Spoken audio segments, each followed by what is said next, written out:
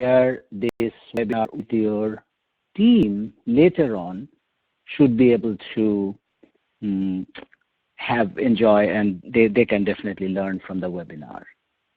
We would also share the presentation, so you would have a hard copy for this. So let's get started. It's 2:01. What I'm going to do first is, so I want to thank you, all of you, for joining our webinar today. We are going to wait a few minutes as I go through the introduction and let everybody join. So once again, my name is Rathin Sinha. I am the founder of JOBfindah Network. And today my role is just to be the moderator. I will make the introduction, and later on I may coordinate taking questions and pass them to our speakers. The webinar is hosted by JOBfindah Network. As many of you know that, and some of you do use us for job posting, distribution, outreach, and reporting for federal contractor OFCCP compliance and diversity recruiting. In addition, some of you use also our services for customized recruitment marketing and technology solutions for recruiting results. As you know, the online recruitment and affirmative action are changing quickly, and with new technologies and regulations, learning is really important. So, this webinar is going to be only on learning, and we are not going to make an effort or any attempt to sell anything to you. Our topic today is recruitment process and record keeping, best practices for affirmative action compliance. And our speakers today are Beth Montgomery, Director, and Caroline Bensel, Senior Consultant of the nationally acclaimed affirmative action consulting firm, Outsolve. As you know, just as a context, to protect from business risks of litigation and penalties, contractors should ensure that their recruitment process and record-keeping practices are designed, implemented, and consistently followed for affirmative action compliance. The risks of a complaint from a disgruntled employee or unsuccessful applicant, or even worse, a negative regulatory audit finding can be very expensive and damaging for a contractor. So our presenters will review the sources of such risks and then outline the best practices to mitigate such risks through proper applicant tracking and disposition techniques of applicant pools, as well as proper use of applicant definition and social media principles. Our presenters are industry experts with decades of experience in the areas of affirmative action and OFCCP compliance. Beth Montgomery is the Director of Affirmative Action and Outsolve, where she guides clients in designing and monitoring their affirmative action programs. A graduate of University of Louisville, Beth is an expert in affirmative action planning and OFCCP compliance with special expertise in EO 11246, Section 503, VEVRA, and compliance audits. Caroline Bensel is Senior Consultant at Outsolve, where she helps clients across multiple industries in designing and implementing affirmative action planning and OFCCP compliance programs. A graduate of Cornell University, Caroline brings more than 2 decades of experience and expertise. So as I said before, we'll make a copy of the presentation as well as recording of the webinar available within 2 days. You don't need to really follow up with me. It will definitely go to all of you. We also, I mentioned, we are approved for 1 hour of HRCI credit for professional development.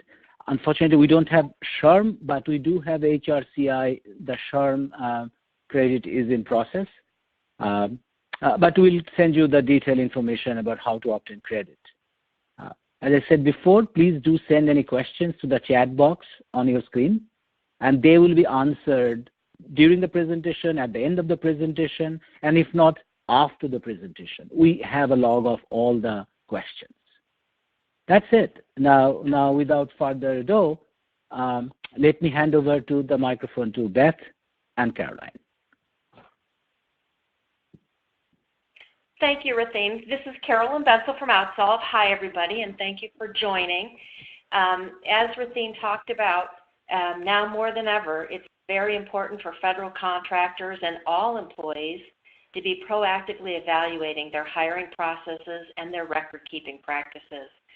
We realize that not all of you on the phone are federal contractors, but these practices do apply to you as well.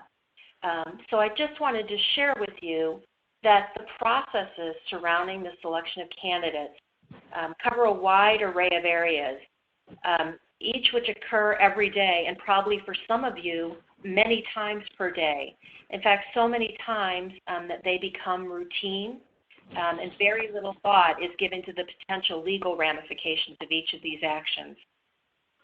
So what our goal is today is to really just kind of bring awareness to several key areas in the selection process and provide you with some information about best practices based on our years of experience doing affirmative action plans.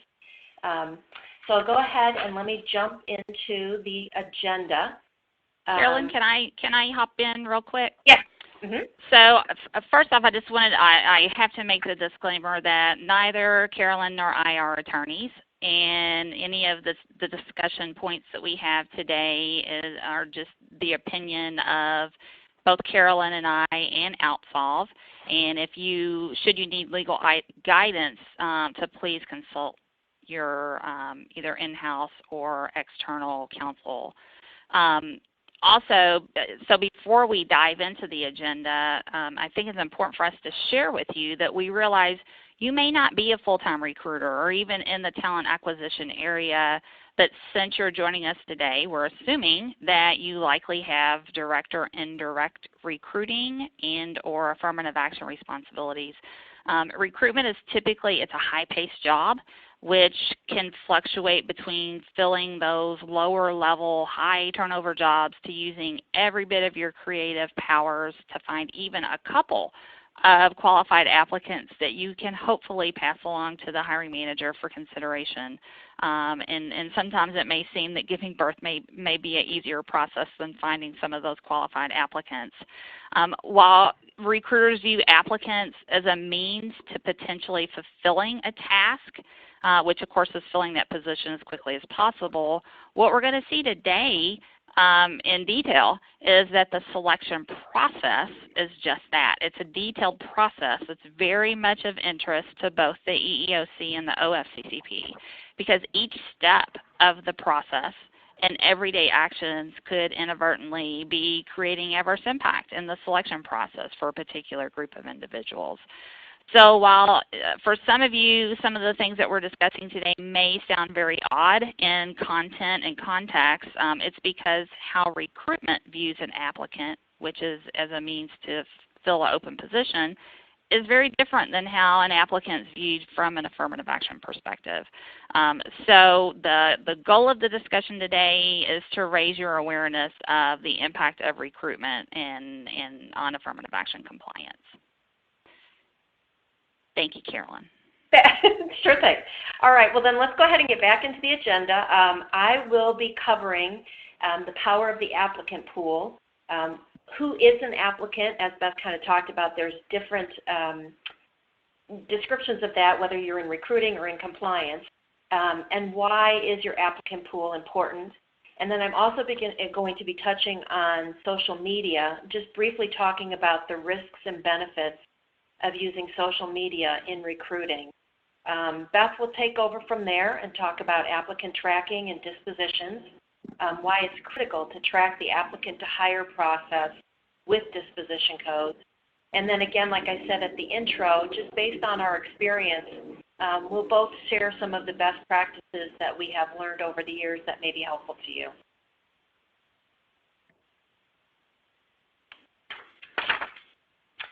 Okay, and getting into the power of the applicant pool, and like we talked about, I would imagine many of you on the phone are recruiters or folks that are from the talent acquisition department. And just so you know a little bit about my background, I spent many years in recruitment prior to joining compliance, or what I call the dark side. But defining applicants, my applicant pool, all that information, my record keeping, was really of very little importance when I was recruiting. And as Beth said, I mean, you're just trying to fill jobs as quickly as possible.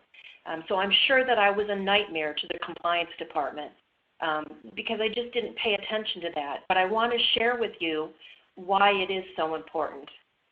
So let's start by defining the applicant pool. For a lot of you, the terms job seeker, candidate, applicant are often used interchangeably. But for the purposes of the affirmative action plan and compliance, I want to make a distinction, because a job seeker or candidate is really someone who expresses an interest in employment but does not meet the OFCCP's definition of an applicant. And again, the OFCCP is the governing board over all things affirmative action plan. They are the Office of Federal Contract Compliance Programs. Job seekers and candidates are not included in the analysis within your affirmative action plan. So those of you that are government contractors know that part of your affirmative action plan must include that disparity or adverse impact analysis. And that's really the analysis of who was hired versus the pool of people that you were looking at. You know, for instance, did your hiring decision adversely impact a particular group? Did you hire more males than would be expected based on the applicant pool? So again, job seekers and candidates don't meet the OFCCP's definition of an applicant and are not included in that analysis for purposes of your AAP.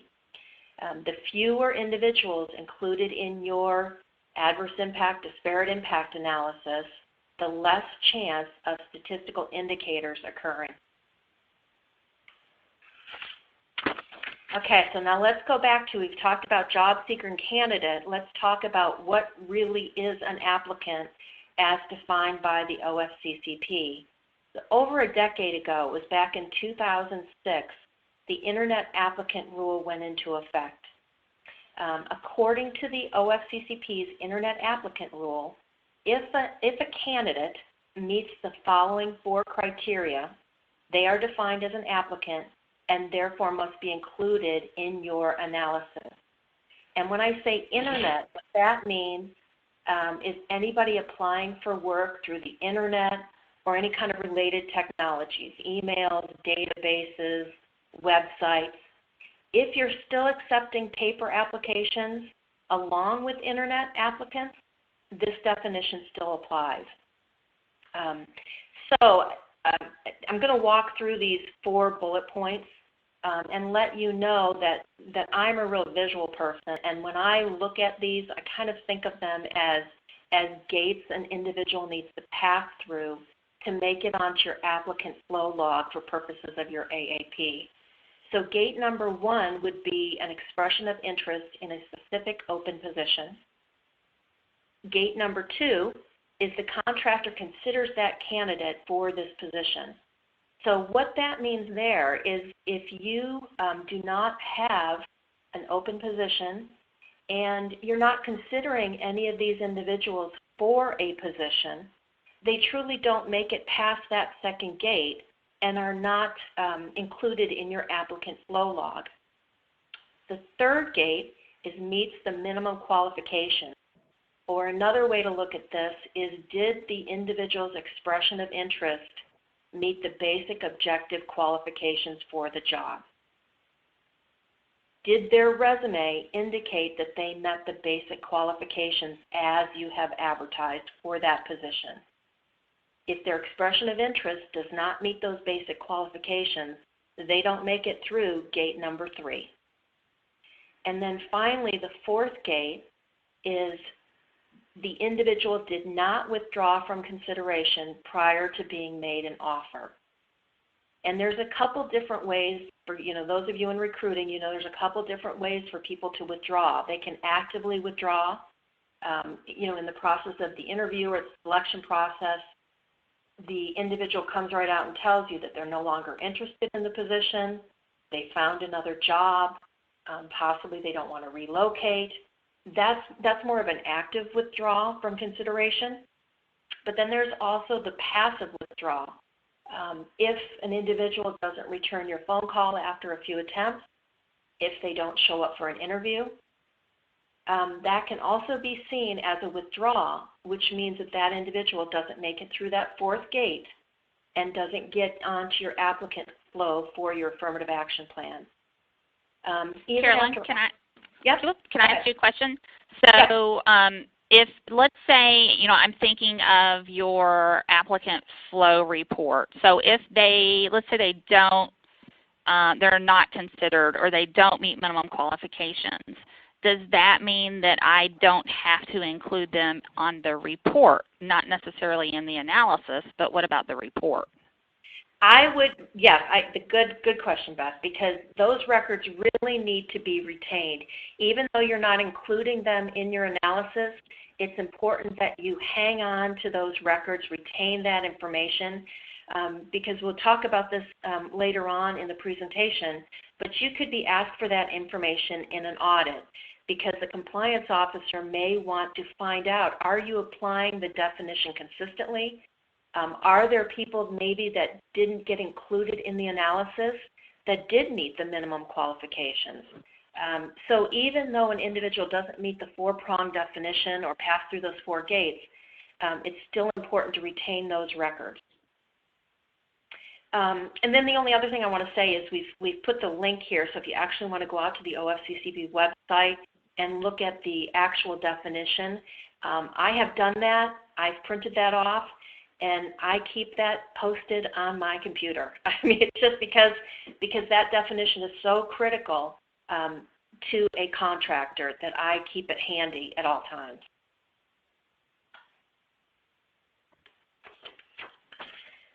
Okay, and we kind of talked about this a little bit about, what could happen in an OFCCP audit or an EEOC charge of hiring discrimination.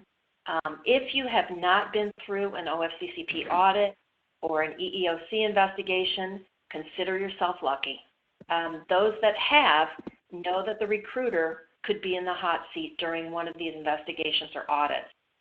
The OFCCP and the EEOC enforce affirmative action requirements and EEO, and they can't do their jobs without data.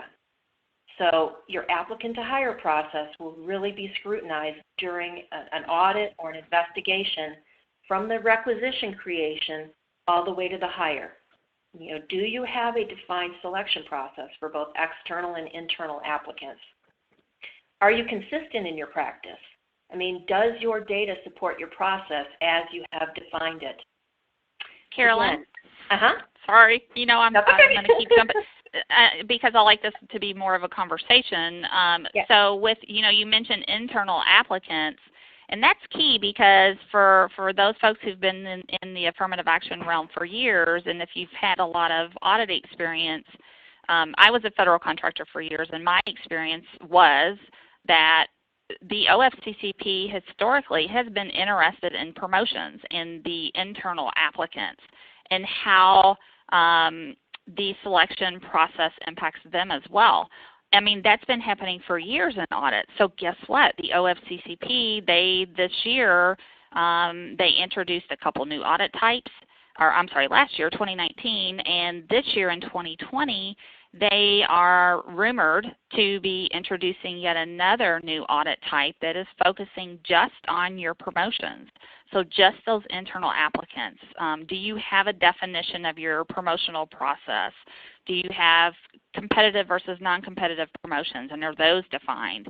How does an employee learn about a promotional opportunity? So all of this information, look for more to come on this, but just wanted to give everybody a heads up that the OFCCP for years has been poking around on it, and I think the information that they receive back from federal contractors during audits in the past has been, this might be an area that we need to look into further. So guess what? That's what they're going to do. Exactly. So, with that being said, during an audit, during an investigation, you could be asked for detailed applicant data, internal and external, possibly even hard copies of that applicant data. I've got a client right now that's going through a compliance evaluation, and the compliance officer is asking for the hard copy of all applications for a relatively low-level job. So the contractor is having to make copies of over 300 applications and turn that over to the OFCCP. So again, recruiters could be in the hot seat during one of these audits or investigations. And as I mentioned before, some OFCCP audits are requesting the same detail for candidates. So not only, for the applicant, but going back to the candidate, those that maybe don't meet the definition of an applicant. Again, just make sure to keep all your documentation. The practices by recruitment and hiring managers are going to be the focus during these reviews. More than likely, the compliance officer or investigator will want to interview the recruiter or the hiring manager.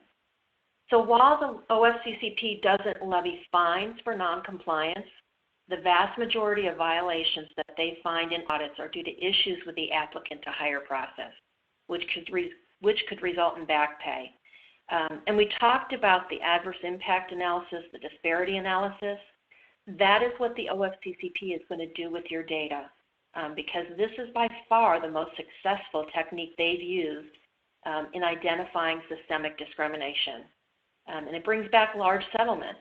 It has been and it continues to be kind of the OFCCP's bread and butter. On the next slide, I'm going to give you a few examples. And really, this is not intended to scare you, well, maybe just a little, but it's really to inform you. And I want to point out that yesterday, some of you may have seen this, but the OFCCP announced a record-setting fiscal year for 2019. They obtained $40.5 million in monetary settlements, and that's $16 million more than the next highest year, which was fiscal year 2017. So they have not slowed down, I will tell you that.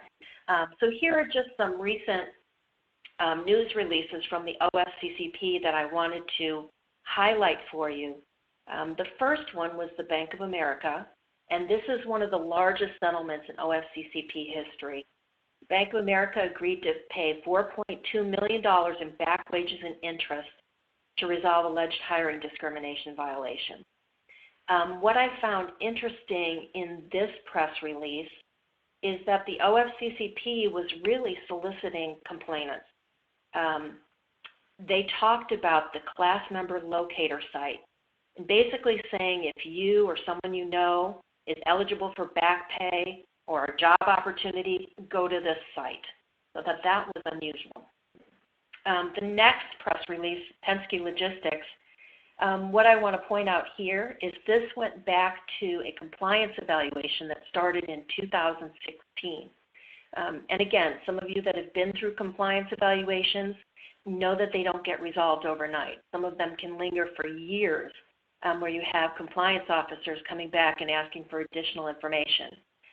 So that's just one example. In August of 2019, Cintas Corporation, the uniform company, after a lawsuit filed by the Department of Labor, Cintas agreed to pay $424,000 in back pay and interest to resolve hiring and pay discrimination allegations. In this case, they had 5 other OFCCP compliance evaluations going on at the same time. So they entered into something called an ERC, which is an Early Resolution Compliance Agreement. Beth, I don't know if you had any comments on the Cintas press release. Yeah, so I think if you look at each of these, for instance, Bank of America, that was a settlement for African American, Hispanic, and women applicants.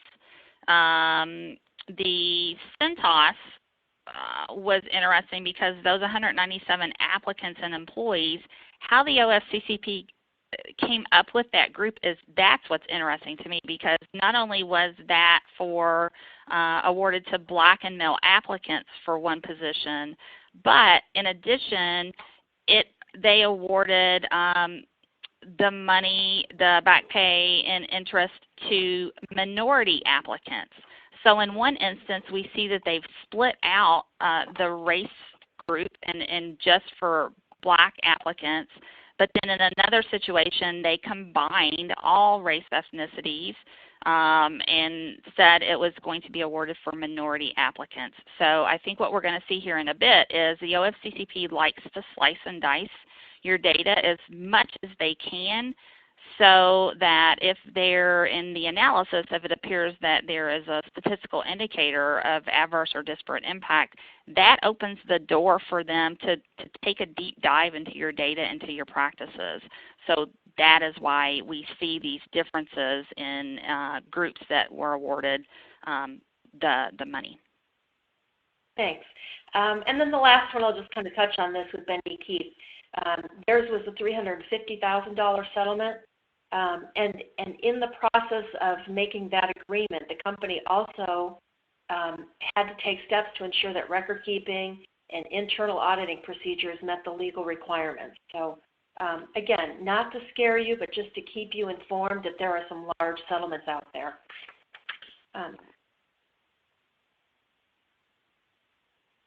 Okay, on to the next slide. You know, what you guys may find, again, if you've been through any of these audits, is unlike the current legal system where you're presumed innocent, unfortunately, in an audit with the OFCCP, if you don't have records or proof, you're presumed to have discriminated.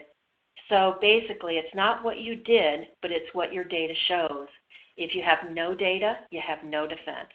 It's not what you say you did, but what your documentation shows that will be your defense in an audit. I'm not a statistician. I'll be the first to say that, but I do know that big numbers are bad numbers statistically.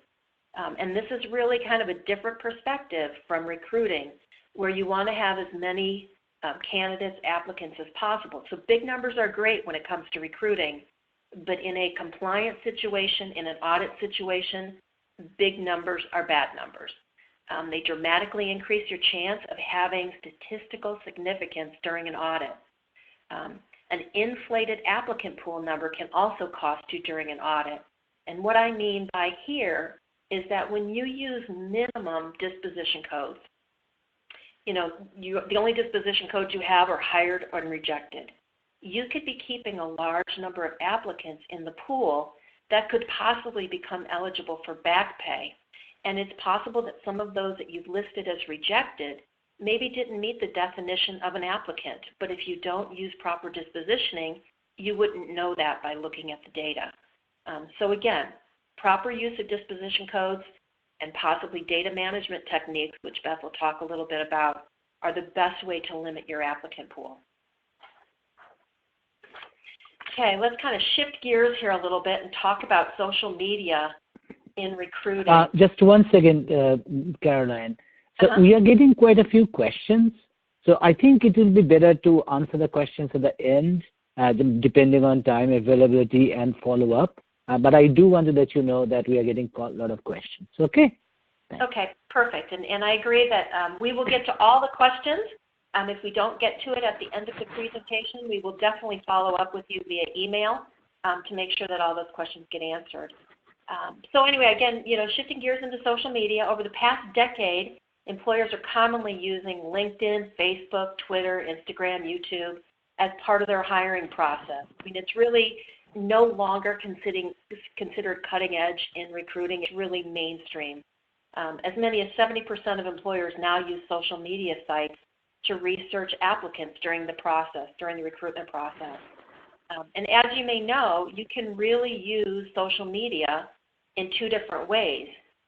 You can use it to recruit by publicizing your job opening, but you can also use it to conduct background checks to confirm a candidate's qualifications. Social media has a lot of rewards when it comes to recruitment, but I want to warn you that it also can open up Pandora's box and carries a lot of risk. So let's get on and talk about some of the pros and cons in using social media in recruiting. Pros, this is pretty obvious. but it's a time cost saver. You can use it to build your brand, convey your company culture. Twitter, Facebook, LinkedIn accounts are free to set up and really reduce your recruitment costs. But remember, if you're doing that these social media posts are advertisements for your company. Traditional resumes contain only a small bit of information, and if you guys have gone out and looked at any social media profiles, you know that job seekers a lot of times will share details more freely on a social media site than they would in an interview. It's also a way to reach those passive candidates, maybe people that aren't even looking for a job. Social media accounts really open the door to the potential employee's work, personality, interests, etc. And like I mentioned, a lot of people are more likely to share information or be more upfront on their social media profile versus what they would share with you in an interview. But again, there are some cons. Not every job seeker uses social media, so a little warning here. This could raise a concern about possible disparate impact, adverse impact on those individuals that are economically less advantaged, that maybe don't have access to a computer. Information disclosed that an employer can't consider. What I mean here is, for instance, if you have a female applicant, she's terrific for the position, and then you go out to her social media profile, look at her Facebook account, and find out that she's just recently announced that she's pregnant, would that have any impact on your hiring decision? Social media also carries potential violations for state and federal discrimination laws. Some states even have laws that prohibit companies from taking adverse action based on off-duty conduct. Employers can be accused of discriminating because the candidate could claim that you saw his or her ethnicity, their religious affiliation, or other protected information, and you use that information in your selection decision. So be careful of that unconscious bias theory. Checking a candidate's profile could consciously or unconsciously sway your decision. Let me move on to the next one here. So again, with the pros and cons of social media and recruiting, there's ways to maximize your benefit and minimize your risks. First off, never ask for a password. In fact, in some states, this is against the law. Conduct an in-person interview before consulting social media. And what this means is, do the social media check after you've interviewed the applicant. If you do it before, you could risk asking maybe improper questions based on things that you learned about in their online profile. Obtain written consent, that will reduce your legal liability. Another way is to have someone that's not the decision maker or the hiring person conduct the social media search, or have HR do it, because HR is usually more likely to know those things that can and can't be considered when you're making your hiring decision. Use a standardized form. Make sure that it's legal, it's predefined criteria for making your hiring decision. Be consistent. If you're looking at one applicant's social media profile, make sure you do the same for all the rest of the applicants. And document your decisions. This is also important. You want to print out that page that contained their social media content. Whatever you used in your hiring decision, if you did take information from their social media content, print that page because that will protect you in the event that the information gets deleted down the road. And you know that posts can be deleted and taken offline, and you've made your selection decision based on that information, and then when you go back to look at it, it's gone. So make sure you print out that page. Consider the source. I'm sure you guys have all seen that HBO show, Catfishing, and you know that there are a lot of imposter social media accounts out there. So make sure that you consider the candidate's own posts or tweets. Make sure that you're not getting catfished in that social media search. And then contact legal. When in doubt, confer with your legal team to make sure that the selection decisions are based on information that you are able to look at and you're able to capture. At this point, I'm going to turn it over to Beth, and she will talk about applicant tracking and why it's critical to track applicants through the hiring process with Disposition. Thank you, Carolyn. I just wanted to touch base on social media too. It's not illegal to read information that an individual may have included in a social media account, but the liability results from what the employer does with the information after they read it. So a good example that I wanted to share with you all is if an applicant claims hiring discrimination based on religious affiliation, but the employer claims that religion, of course, had zero impact on the hiring decision, the employer could still face a really difficult task in convincing a jury that the knowledge of the info that they obtained regarding the applicant's practice of voodoo, for instance, that was found on social media and accessed by the employee didn't negatively influence a hiring decision and be ruled that the hiring discrimination was due to religion. So using social media in the applicant process definitely has legal ramifications. I know that I hear all the time, well, we use LinkedIn, and LinkedIn is definitely a more professional type of social media environment when compared to others. But I also know that there are employers out there who also look at other social media sites, as well as I have seen some information in LinkedIn that I don't know how professional some of the comments or some of the posts are that are included in LinkedIn. So just be careful with what you do with the information that you find on your social media sites. Okay, as Carolyn mentioned, our next step is going to be discussing, if I can get the screen to forward. There we go. Applicant tracking. So, for you guys who've been in affirmative action world for any amount of time, you know that the selection process has historically been the OFCCP's bread and butter. Carolyn showed you some ugly numbers before in terms of collecting monetary relief from federal contractors. So what can you do to avoid this happening to you and being listed on one of those pages? Well, it's not as difficult as you think, and it's pretty common sense. First off, and what we're talking about today is it's very critical to be able to easily track the applicant to hire process via your disposition reasons. So as Carolyn mentioned earlier, if you have one applicant listed as being hired, but everybody else that's attached to that requisition simply dispositioned as rejected, it's not helpful in trying to argue that hiring discrimination didn't occur because there simply isn't enough information in a disposition reason of rejected to help. There simply isn't enough time during an OFCCP audit to go back and research the actual selection decision for every applicant. That's why it's so important that you have a robust set of disposition reasons that are supported by other documentation, such as hiring manager interview notes, and we'll talk about hiring manager interview notes here in a second. Very important. You want to track your applicants whenever you can by requisition numbers. Some companies don't use requisition numbers. They have something that may be called a job posting number, but some way that you can know without a doubt who that true applicant pool is for every hire. That's going to limit your liability if the OFCCP or the EEOC claims that you have hiring discrimination. Who all was considered in that hiring decision? Who is the true applicant pool?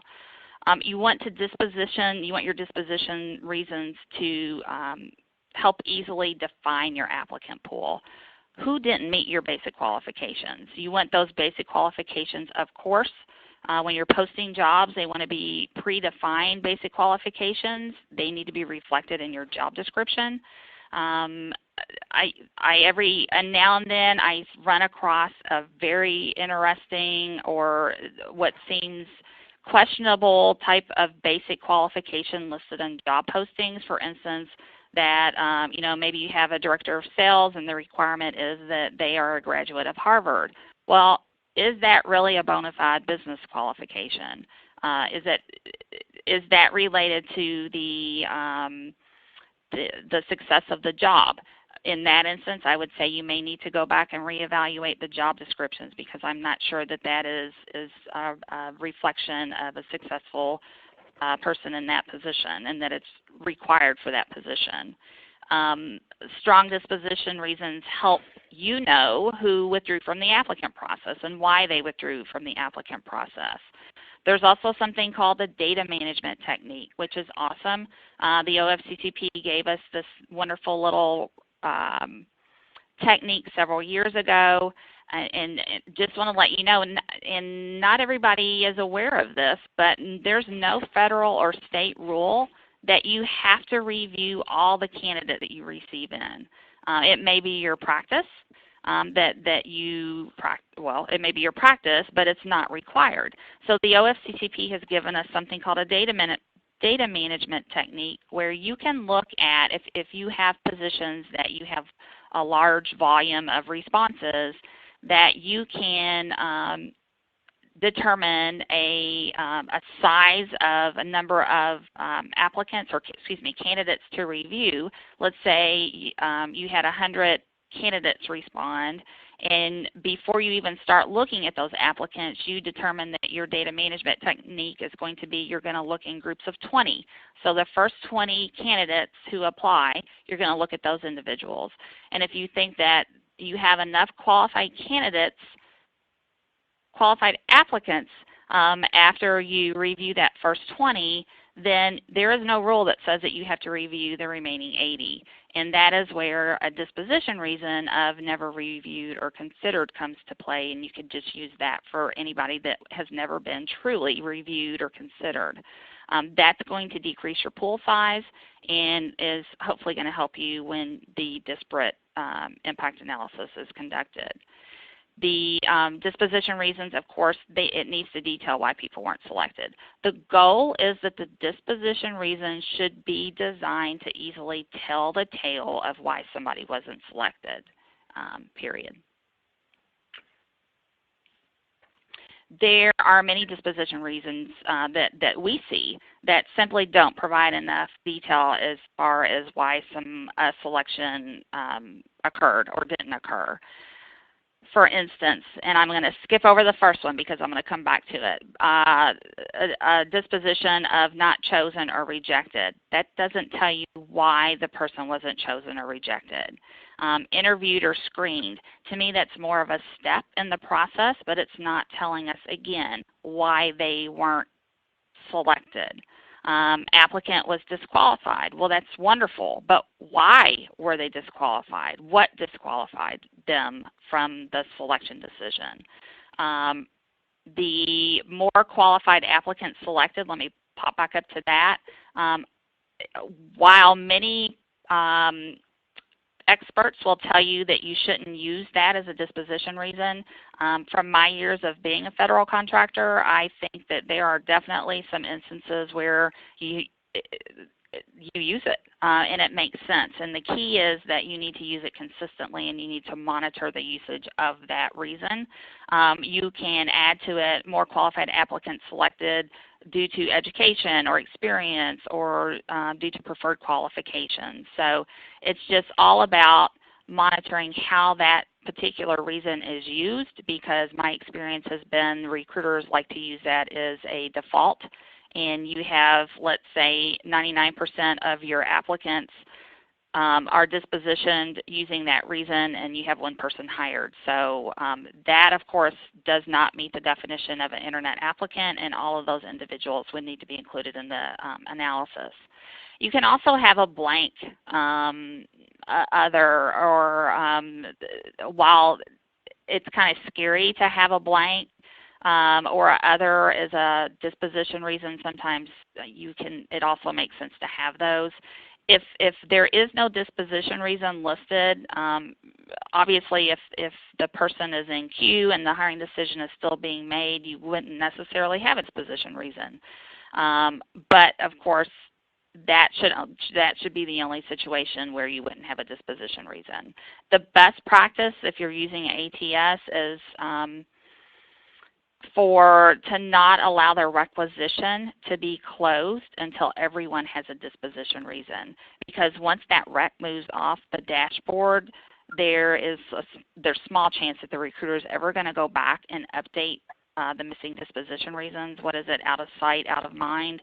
I know for a fact that occurs. So it's best not to allow the capability of the rec being closed unless everybody has been dispositioned.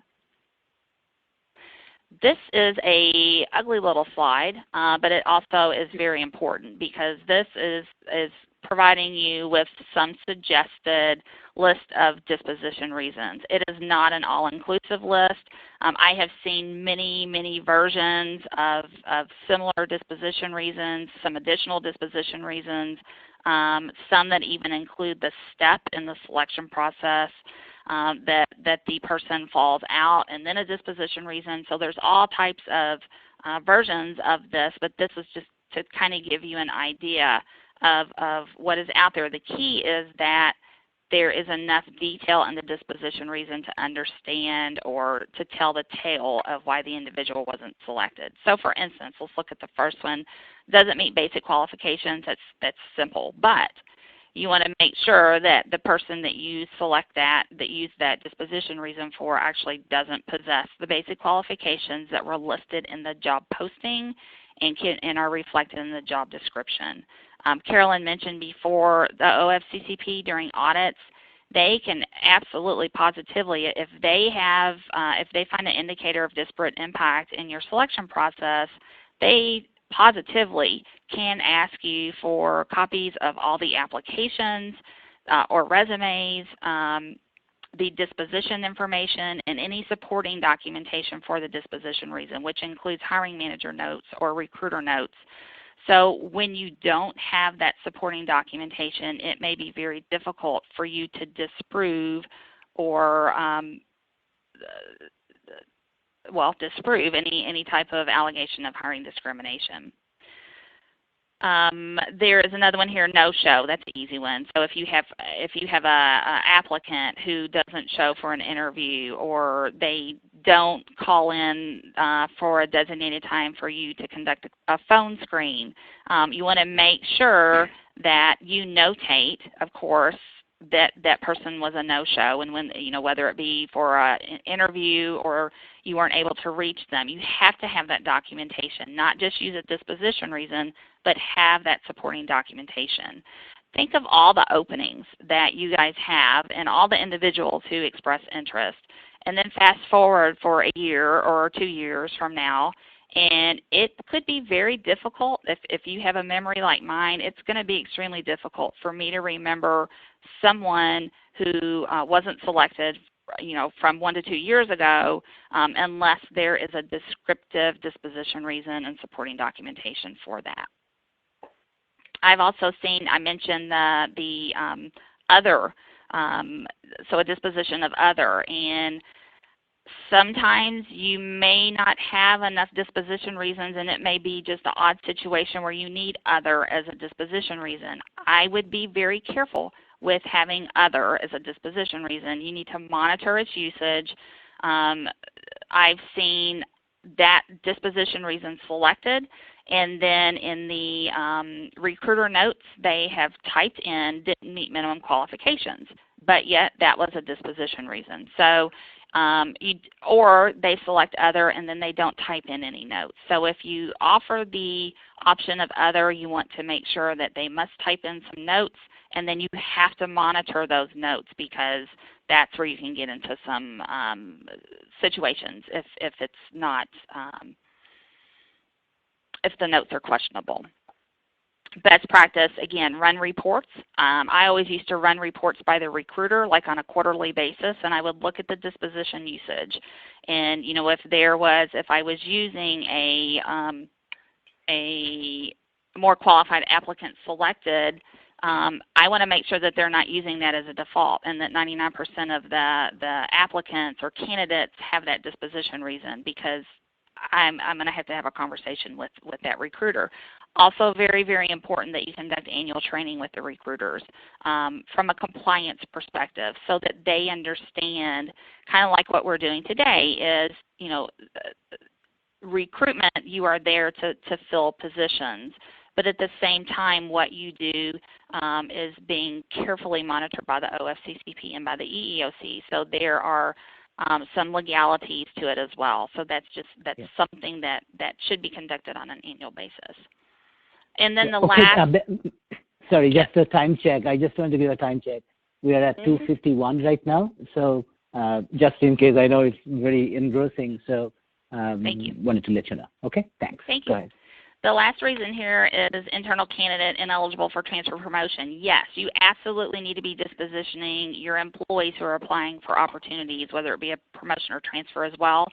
That is a selection decision, and you need to know why they weren't, if they weren't selected, you need to know why they weren't selected. Again, this is, it's not a static list. You can add and remove reasons as your business needs dictate, but definitely have a robust set of disposition reasons.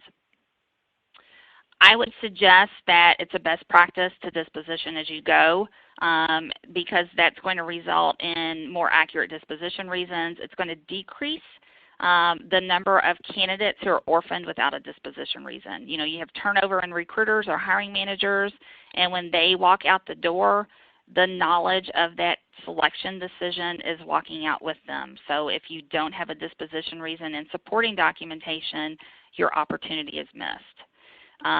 Potentially having nice disposition reasons is going to equal a smaller applicant pool for the analysis, and because of that, the application of the Internet Applicant Rule. It's going to make the closing of the requisition much easier, and of course, you're just going to have more accurate data, which is your goal. Let's talk real quickly about how disposition reasons or lack thereof can lead to flawed data. If a candidate, going back to what a candidate definition is, doesn't have a disposition reason or a rejection reason assigned, this still is going to be required to be included in the analysis of your selection procedures because we don't know why they weren't hired. And just because of the fact if you've had turnover in a recruiter or hiring manager and you weren't able to capture that disposition reason, that doesn't provide you with a get out of jail card or an excuse in terms of the OFCCP's expectations. So very important that you have disposition reasons for everybody who is expressing interest in a position. Junk in and junk out, you know, the data that goes into the analyses, if it's flawed to begin with, it may result in some statistical indicators when in reality there are no statistical indicators if the data was accurate to begin with. So junk in, junk out. Okay, just really quick because we are not going to have time to go over this. This is an example, just one example of an analysis that is conducted on the applicants and hires. This is just to show you that it is sliced and diced in so many different ways, and that is going to increase the chance that you will have statistical adverse or disparate impact, and that's going to open the door for the OFCCP to question your processes and your data and your documentation. Carolyn, real quick. Okay, I know. Thanks, Beth. Just to be courteous to all your time, most of these best practices we've talked about already. And again, this isn't all-inclusive, but it just comes from our years of experience working with different clients and that kind of thing. Again, most of these things we've already talked about on this page, but I do want to share with you that, you know, inconsistent processes lead to inconsistent results. When everyone's using the same measuring stick, you get a better evaluation and you can identify your problem areas. The one bullet point that I do want to focus on, though, is include your OFCCP requirements for data collection in contracts with any third-party temp agencies, staffing agencies. The OFCCP will not allow you to shift blame when you don't have applicant data. It's not going to be okay to say, well, I've got a temp agency that does that for me. It's still ultimately your responsibility to track that applicant data. And then, as Beth said, the disposition applicants through the consideration process, and I kind of look at this as how I cook in the kitchen. I try to clean as I go so I don't have a big messy kitchen at the end of my dinner. So do the same thing with your applicant data. Clean up your disposition codes, assign disposition codes as you're going through the process so that you don't have a big mess at the end. And I'll kind of jump ahead, Beth, and let you go on to this next Okay. one. Yep, so this is just talking all about limiting your applicant pool. You can definitely use screening questions to disqualify candidates, but you want to make sure that you're consistent in asking everybody the same questions at the same point in the applicant process, whether it's you have online applicants, if you have paper applicants, or both. Those screening questions need to be asked at the same time. A good idea to search first for basic qualifications and then preferred qualifications, so it's really important to include those preferred qualifications in your job posting as long as they're also included in your job description. We talked about data management techniques, posting links. So I get this question all the time. So if you have, it's a good idea to have a policy, a job posting policy, and your job posting policy, you can say that we're going to post your jobs for 30 days. Or however long that your posting policy is. Well, what if you have positions that have they're lower level positions and you are just bombarded with applicants or candidates or responses? So there is nothing in the regs that says that all your jobs have to be posted for the same amount of time. What I would suggest is you could build into your policy that if you have any positions that historically have a high number of applicants or candidates, that they be posted for a smaller amount of time, but the key is that you have to be consistent with that. All right, Carolyn. Okay. And finally, these are some of the best practices when it comes to social media recruiting. Again, look at this slide with yellow caution tape across it because these are some of the pitfalls to avoid. And we talked about many of these. Just make sure that you're not getting information when you're doing those social media searches. Make sure that you're not getting, too much information, things that you shouldn't be considering in the selection process. Practice consistency. The social media recruiting should really not outweigh the one-to-one contact. It should not replace that in-person networking, but really be a combined effort, kind of high-touch, high-tech approach where you're doing both the in-person and the technical searching. And then finally on that page, I'll just add one more thing, is that remember that social media is really a two-way street. So, make sure that your company profile is up to date, that your company pages are accurate, and it contains the EOE tagline, because people are looking at you as well. We are not going to have, this is a really good slide too, unfortunately. So this is where we talk about evergreen requisitions, which everybody wants to know about evergreen requisitions.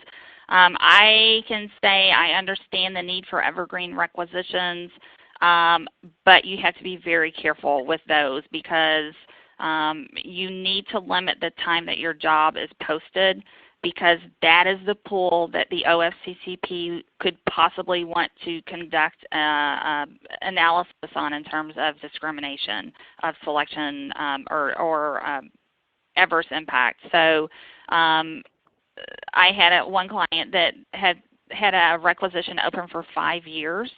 It was a massive applicant pool, and they were audited. So that was not a fun experience, but they learned the hard way that they need to keep those requisitions open. I mean, you can keep them open for a month or up to 6 months. Shorter the better, but I understand from a recruitment perspective why you need to keep it open longer. And then once that period has expired, close out the rec and open up a new rec. Do not move or match those anybody from the first rec over to the second one. You can send out an email, or your ATS can send out an email and let them know if they're still interested, that they can reapply for the new opening. For the company that had the rec open for 5 years, what we found in reaching out to all of those hundreds and hundreds of applicants was that they were no longer interested. They had found jobs and they were not interested. So that was just something to keep in mind. Also, don't use the same job posting for different jobs because I know that you're probably charged for job postings, the number of postings that you have, and you try to do a little bit of data management or time management and post different jobs in the same job posting.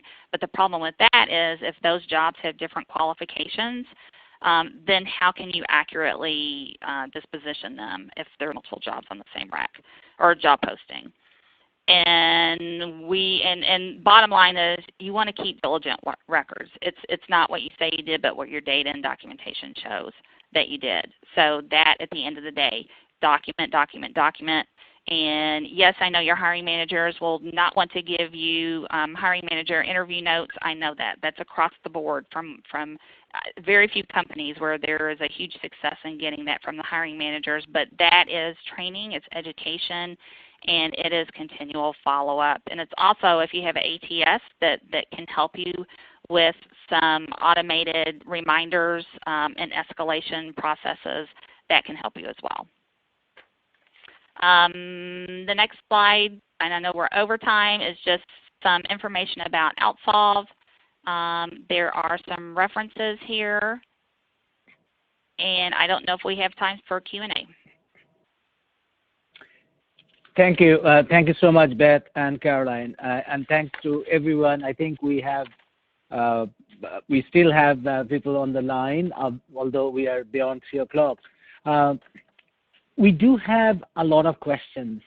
I don't know whether we really can answer those. So what I am going to propose is I'm going to have these questions put together on a piece of paper, and then maybe we'll send it to Beth and Caroline, and we can take, like a short answer so that everybody can benefit from the answers, and then we can have one-on-one conversation if you need to reach out to them.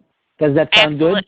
Yes, perfect. Because I can tell you, in having these types of seminar or webinars, that everybody has kind of the same questions. So it is definitely information that we want to share with everybody. Good. All right. So thank you very much, everyone. Thanks for joining. I think just a follow-up, you'll get the presentation. We'll have a recording of it. And we'll also provide you the information about the HR credit. Please stay tuned for our announcement for the next webinar. And thank you. This concludes our webinar today. Have a fantastic day and Happy New Year to all of you. Thank you very much. Thank you.